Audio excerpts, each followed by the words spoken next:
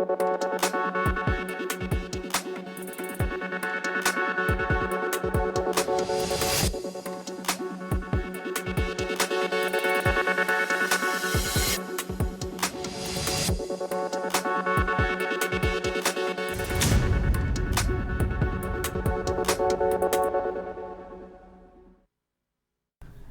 जन टीवी उत्तराखंड में आप सभी का स्वागत है। मैं हूं प्रभात। बुलेटिन में सबसे पहले नजर हेडलाइंस पर।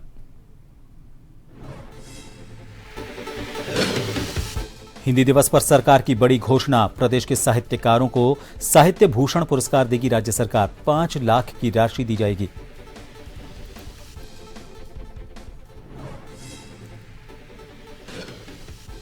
डोईवाला में लकड़ी तस्करों का कारनामा। चंदन के हरे पेड़ काटकर हुए फरार। पहले भी काटे जा चुके हैं पेड़।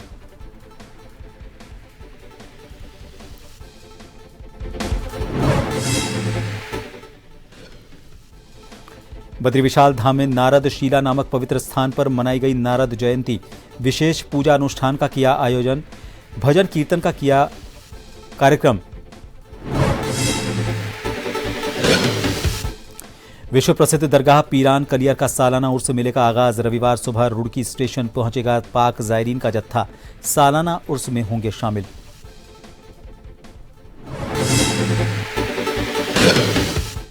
और उत्तराखंड में बारिश से 3 लोगों की मौत, 4 लापता। नदियों का जलस्तर बढ़ा, घरों तक पहुंचा पानी। 3 जिलों में भारी बरसात का अलर्ट।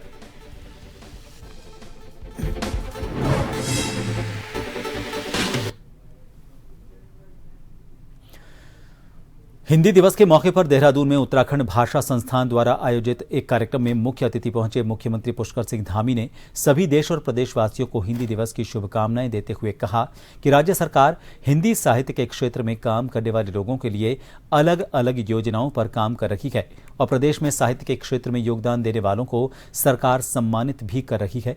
जबकि साहित्य के क्षेत्र में सरकार साहित्य गौरव सम्मान देती थी और अब साहित्य भूषण के साथ लाइफ टाइम अचीवमेंट अवार्ड का भी प्रावधान करने जा रही है।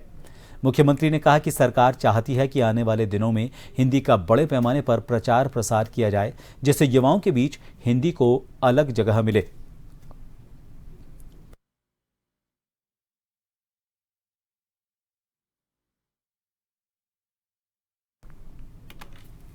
मैं सबसे पहले तो हिंदी दिवस की सबको बधाई देता हूँ, शुभकामनाएं देता हूँ और हिंदी का प्रचार और प्रसार हो, नई पीढ़ी में लगातार ये विरासत की तरह आगे बढ़ती रहे।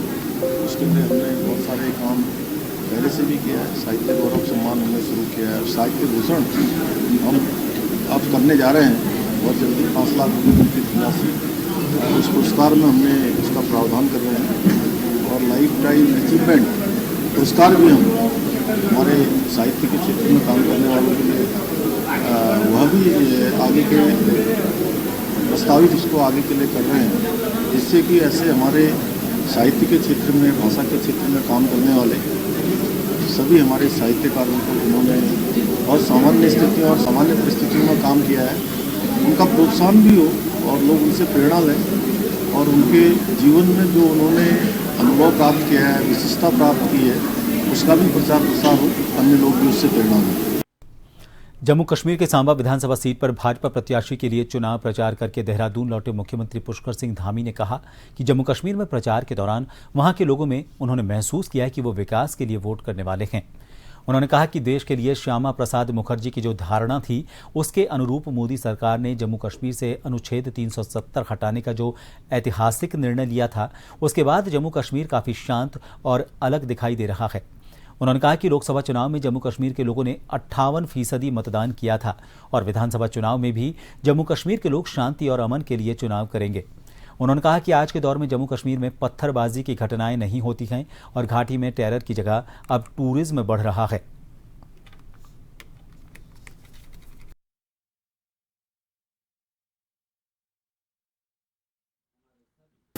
और धारा 370 देश के अंदर, कश्मीर के अंदर लागू होने से जम्मू और कश्मीर में आज शांति हुई है। आज वहाँ पर टेररिज्म बिल्कुल न्यूनतम स्तर पर आ गया है और टूरिज्म वहाँ का बढ़ गया है। पत्थरबाजी की जो घटनाएं होती थी, आतंकवादी घटनाएं होती थी, अलगाववादी घटनाएं होती थी, जिहाद की घटनाएं होती थी, वो घटनाएं समाप्त हो गई हों तो लोग शांति चाहते हैं, विकास चाहते हैं, इसलिए लोग डबल इंजन को चुनेंगे।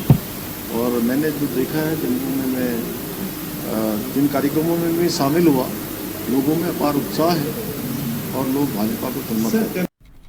चंपावत में अतिवृष्टि के बीच लोहाघाट के ग्राम फाफर की महिला गीता देवी का हाथ कट गया। इसका संज्ञान लेते हुए मुख्यमंत्री पुष्कर सिंह धामी ने स्थिति की गंभीरता को देखा और महिला के त्वरित और बेहतर उपचार के उसके निर्देश दिए। प्रशासन ने सर्किट हाउस हेलीपैड से एयर एम्बुलेंस के जरिए हायर सेंटर एम्स ऋषिकेश के लिए रेफर किया। महिला के परिजन और क्षेत्र के ग्रामीणों ने मुख्यमंत्री धामी को धन्यवाद दिया।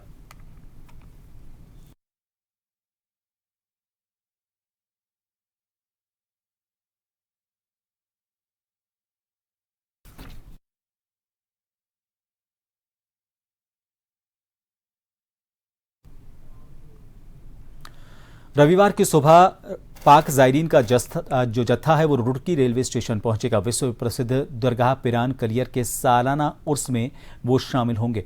पाकिस्तान से 81 जायरीन का जत्था स्टेशन से पिरान कलियर के लिए रवाना होगा। कड़ी सुरक्षा के बीच बसों के जरिए उन्हें भेजा जाएगा। सावरी गेस्ट हाउस में उनके ठहरने की व्यवस्था की गई है। सुरक्षा के लिहाज से चप्पे चप्पे पर पुलिस तैनात है। खुफिया विभाग भी पूरी तरह से अलर्ट है।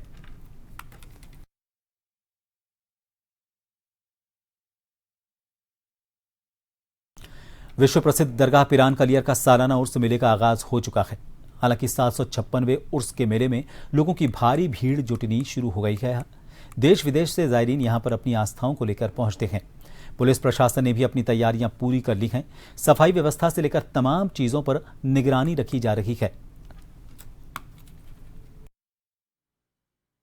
756वां उर्स चालू है। मेले की व्यवस्था बहुत बढ़िया, प्रशासन ने बहुत बढ़िया करी। जिले हरिद्वार का प्रशासन बहुत बढ़िया। हमारे जॉइंट मजिस्ट्रेट ने बहुत देखभाल करके साफ सफाई करवाई। नहर की पटड़ी साफ है, सारे में लाइटें लगी हुई है। रोड के से पिरान कलियर तक हाँ बढ़िया मैसेज जाएगा उनके पास। पाकिस्तान से जाएगा सब जगह बढ़िया जाएगा, क्योंकि यहाँ की अर्थव्यवस्था बहुत सही कर जॉइंट मजिस्ट्रेट ने आते ही। बरसात का समय है, जैन विसर्जन बना गया है और ये पब्लिक आओ जो बाहर के आ रही है वहाँ आगे ठहरा, सब इंतजाम है वहाँ। व्यवस्था तो बहुत सही है, प्रशासन ने बहुत सहयोग इसमें करा है। जबकि कुछ हमारे अधिकारी फिलहाल इधर से उधर भी हुए थे, बाकी उसके बावजूद भी बहुत अच्छा कार्य प्रशासन ने यहाँ किया। जबकि जो नया अधिकारी कहीं भी जाता है थोड़ी दिक्कतें तो फैलाती हैं, बाकी उसके बावजूद बहुत अच्छा काम किया प्रशासन ने। लाइटें भी है, साफ सफाई का बहुत अच्छा इंतजाम है। रहने का भी है, बाहर जो देश से मेहमान आएंगे रैन बसेरा वगैरह है, खाने पीने का इंतजाम है उनका। यहाँ तक कि प्रशासन का बहुत सहयोग है, प्रशासन भी मुस्तैद है, हर चीज का सही इंतजाम किया गया। पाकिस्तान से देश विदेश से जाएंगे, जो भी देश विदेश से आएंगे तो अच्छा मैसेज मिलेगा, ऐसा नहीं है। देहरादून जिलाधिकारी देहरादून सविन बंसल नगर निगम देहरादून पहुंचे और इस दौरान उन्होंने निगम के अधिकारियों की बैठक ली। बैठक में देहरादून में बढ़ते ट्रैफिक के दबाव को कम करने और शहर में चली आ रही पार्किंग की समस्या के समाधान पर मंथन किया गया। बैठक के बाद जिलाधिकारी ने बताया कि बैठक में मैकेनिक ऑटोमेटिक पार्किंग बनाने का प्रस्ताव रखा गया। उन्होंने कहा कि शहर में जिस तरीके से ट्रैफिक बढ़ रहा है उसके लिए मैकेनाइज्ड पार्किंग सही विकल्प है।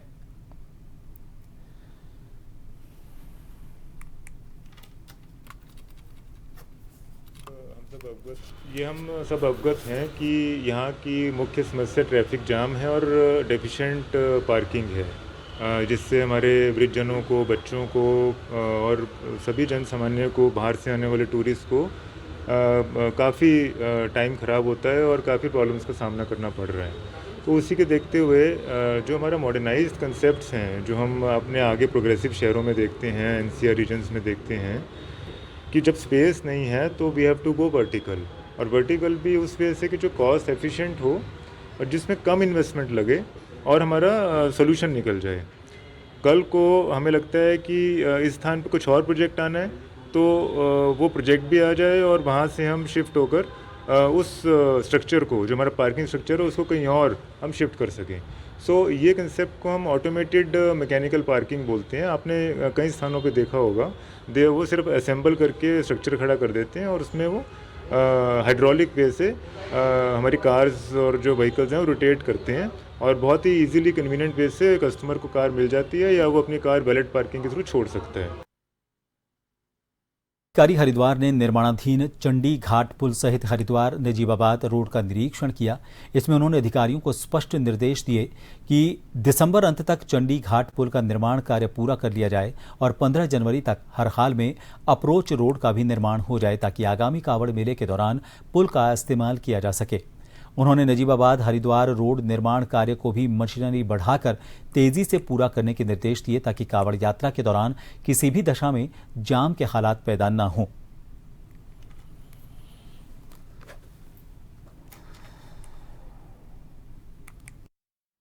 जिस क्षेत्र भ्रमण के दौरान कई स्थानों का निरीक्षण किया गया है। सबसे पहले तो जो चंडी पुल बन रहा है यहाँ पर काफ़ी विलंबित है, 2017 से बन रहा है, उसका निरीक्षण किया गया। एनएच के अधिकारी भी साथ में थे और उसमें 2 अभी स्लैब बढ़ना बाकी है और विभिन्न कारण उन्होंने बताए विलंब के, लेकिन उनको निर्देशित किया गया कि प्रत्येक दशा में इसको दिसंबर तक पूर्ण कर लें, क्योंकि उसके बाद जो कांवड़ मेला आने वाला है तो कांवड़ मेले में इस पुल का प्रयोग किया जाना है ताकि आम जनता को आसानी हो सके। उसके बाद जो चंडी देवी मंदिर है, मंदिर का जो रोपवे है, रोपवे की शुरुआत में वहाँ पर कोई पार्किंग के लिए व्यवस्था किस प्रकार से क्या की जानी है उसको देखा गया है और मंदिर जाकर के दर्शन करने के पश्चात वहाँ जो थोड़े बहुत भूस्खलन के स्पॉट्स हैं उनको देखा गया है कि कहीं पर किसी प्रकार के भूस्खलन की संभावना तो नहीं है या छोटी मोटी जो स्थिति है उसको ठीक करने के लिए प्रयास किए जा सकें।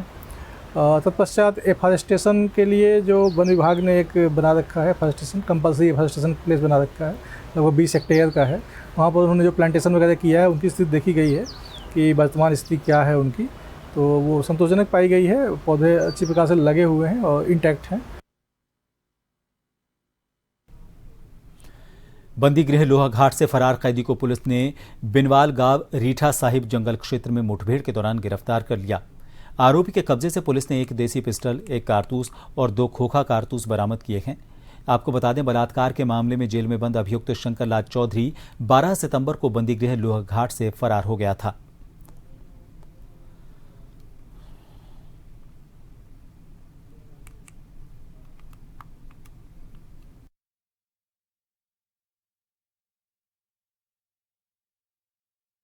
एक छोटे से ब्रेक के लिए यहां रुकेंगे, बने रहिए जन टीवी पर।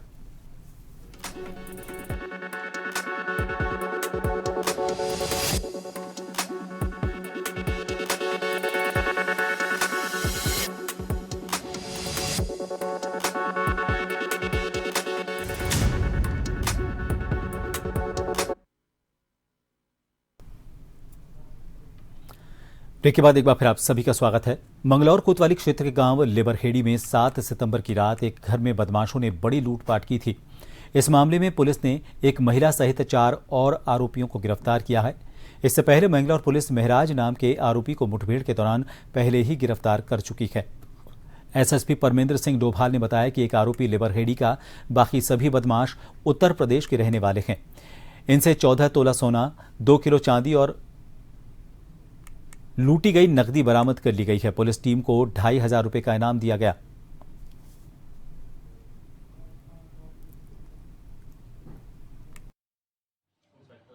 7 तारीख को मंगलौर थाना क्षेत्र में लिब्बरेडी के पास में एक घटना, जिसमें वादी मुकेश कुमार, जो यहाँ पर ब्याज का काम करता था, उसके साथ घर में घुसकर एक 4 लोगों के द्वारा, जिसमें एक महिला का भी नाम संज्ञान में आया था, उसके द्वारा लूटपाट की गई थी, जिसमें वादी द्वारा बताया गया कि उससे करीब 14 तोला सोना, 13 से 14 तोला और करीब 2 किलो के आसपास चांदी और कुछ पैसा लूटा गया है। इसमें तत्काल एसपी ग्रामीण और सीओ मंगलौर और इंस्पेक्टर मंगलौर की टीम ने तत्काल इसमें कार्रवाई करते हुए 2 दिन पूर्व ही, मतलब पिछले 2 दिन पहले महराज को एक एनकाउंटर में और उसके साथ एक मुठभेड़ में उसको अरेस्ट किया गया था। उसी की निशानदेही पे आज 4 अन्य अभियुक्तों की भी अरेस्टिंग की गई है। इसमें दानिश और उसके साथीगण हैं, जिनसे जो है 100% हमें जो लूटा गया सामान है वो उसकी बरामदगी की गई है और उसमें महिला जो इसमें इनके साथ रही थी उसको भी अरेस्टिंग की गई है। कुल अब तक जो है 5 अभियुक्तों की अरेस्टिंग इसमें की जा चुकी है। हरिद्वार एएसपी जितेंद्र मेहरा ने थाना सिडकुल का अर्धवार्षिक निरीक्षण किया। इस मौके पर उन्होंने सेरेमोनियल गार्ड की सलामी दी। निरीक्षण के दौरान एएसपी ने थाना परिसर में खड़ी सरकारी संपत्ति का सदुपयोग सुनिश्चित करने के निर्देश दिए। एएसपी जितेंद्र मेहरा ने थाने में खड़े वाहनों की जानकारी लेकर लंबित वाहन और वाहनों के निस्तारण पर जोर दिया। इसके साथ ही उन्होंने ग्राम अपराध रजिस्टर, रंजिश रजिस्टर, गुंडा एक्ट रजिस्टर, एक्टिव लिस्ट और हिस्ट्री शीटर रजिस्टर भी चेक किया। उन्होंने मालखाना की भी जांच की और यह पाया कि कुछ माल एक्सपायर हो चुका है। इसके निस्तारण के निर्देश दिए गए।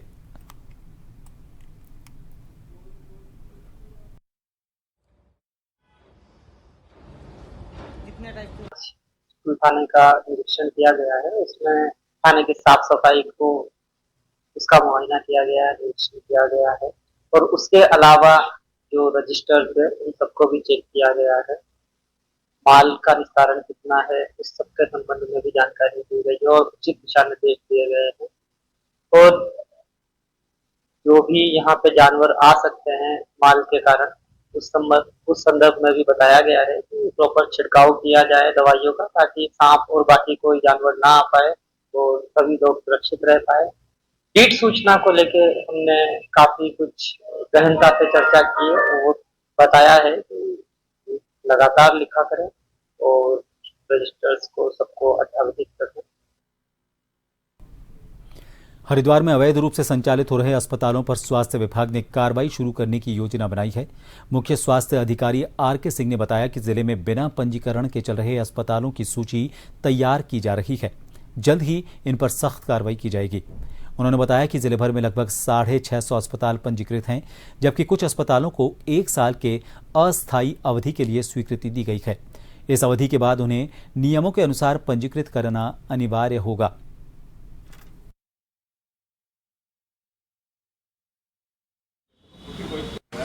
अभियान चूंकि अभी डॉक्टरों के ट्रांसफर से चल रहे हैं, 15 सितंबर तक सब कुछ स्टेबल हो जाएगा और हमने नोडल अधिकारी भी चिन्हित कर दिए इसके लिए और एक कार्रवाई गतिमान हो जाएगी। अभी परसों फिर एक दल ने 50,000 रुपये पेनल्टी जमा की है।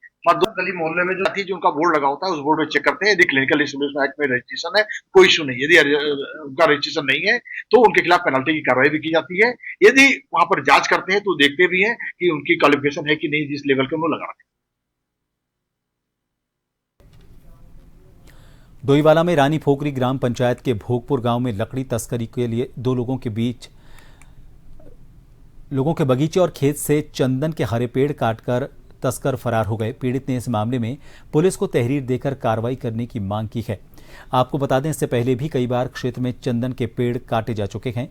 इससे अब क्षेत्र में काफी कम पेड़ बचे हैं।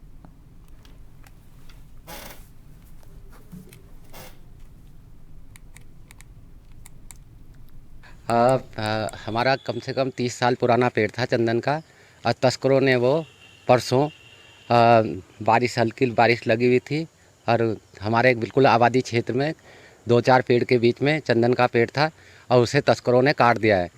यहाँ ऐसी वो हो रही है क्योंकि 10:30-11 बजे तक हम भी अपने घर के चारों तरफ देख रेख करते हैं और यहाँ पे कोई एक लाइट लगी हुई है, फिर भी उनका हौसला ऐसा है कि उन्होंने ना लाइट देखी। हमारे घर की लाइट जली हुई है, सब कुछ जला हुआ है, फिर भी कुछ नहीं और ऐसे ही घर से पेड़ काट के ले गए।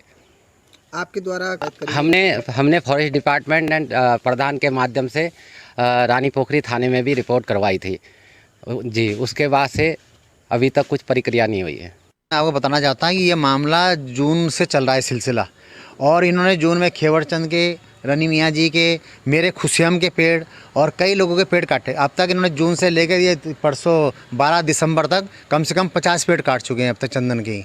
और इसमें अब जंगलात वाले कहते हैं कि हम समय समय पर गश्त करते हैं, पुलिस भी करती है, पर उसके उपरांत भी ये पकड़े नहीं जा रहे और यही हाल रहा है तो एक दिन ये लोग मकानों के ताले तोड़ेंगे। अब ये समस्या ये हो रही है कि ये रात को कहाँ से निकल रहे, जबकि कारों में आ रहे हैं, बताया जा रहा है कारों में आ रहे हैं 1 से 1:30 बजे के बीच ये काम को करते हैं। उसके बाद इतने यहाँ से लेके जाते हैं, चेकिंग होती होगी, बैरियर जाँच होती होगी, पता नहीं। हर साल की तरह इस साल भी भगवान बद्री विशाल के धाम में नारद शीला नामक पवित्र स्थान पर नारद जयंती बड़े हर्षोल्लास के साथ मनाई गई। इस मौके पर भगवान बद्री विशाल के धाम में विशेष पूजा अनुष्ठान का आयोजन किया गया। यहां नारद कुंड के पास भगवान देवऋषि नारद की आरती की गई, साथ ही भजन कीर्तन का भी आयोजन किया गया।